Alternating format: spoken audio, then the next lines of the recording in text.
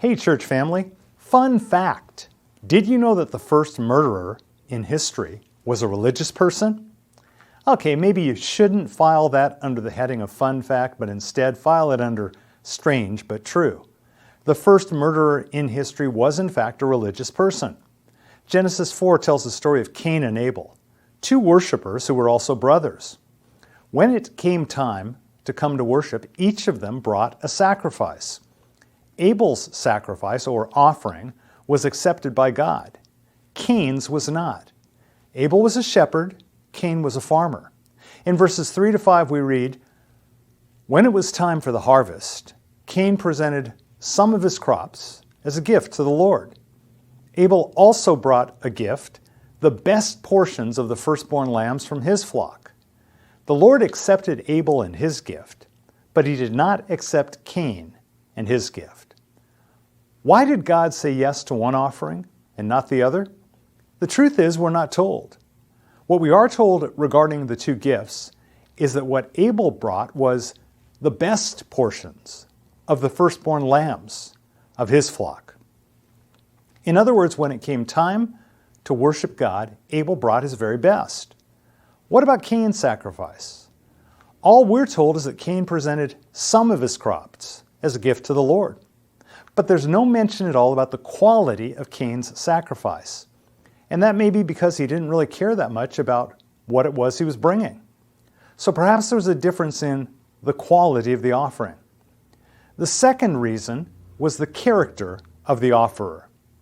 God saw that there was a struggle going on inside of Cain, and so he asked him, "Why do you look so dejected?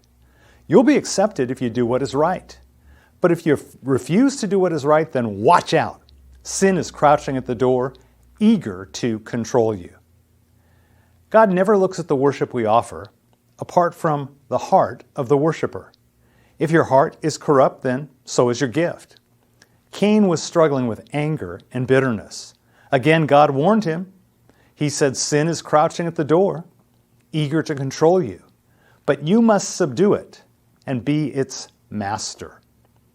God cautioned Cain, if you don't become a victor over your sin, you're going to become a victim of your sin. In Cain's case, he gave in to his anger. One day, Cain suggested to his brother, "Let's go out into the fields." And while they were in the field, Cain attacked his brother Abel and killed him. You know, that revenge may have felt good for a moment, but that good feeling didn't last. God called Cain out for what he did. He cursed him and made him a lifelong exile. What can you and I take away from this story of the first murderer in history so that we don't wind up like Cain? Well, first, realize that our basic problem as humans is a worship problem. Cain didn't give his best in worship. Whatever you give to God, make sure it's your best self, your best energy, your best time.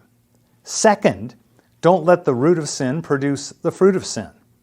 I've told you before that bitterness is like emotional cancer. Left unchecked, it can spread and ultimately kill you. Cain let the root of anger produce the fruit of murder.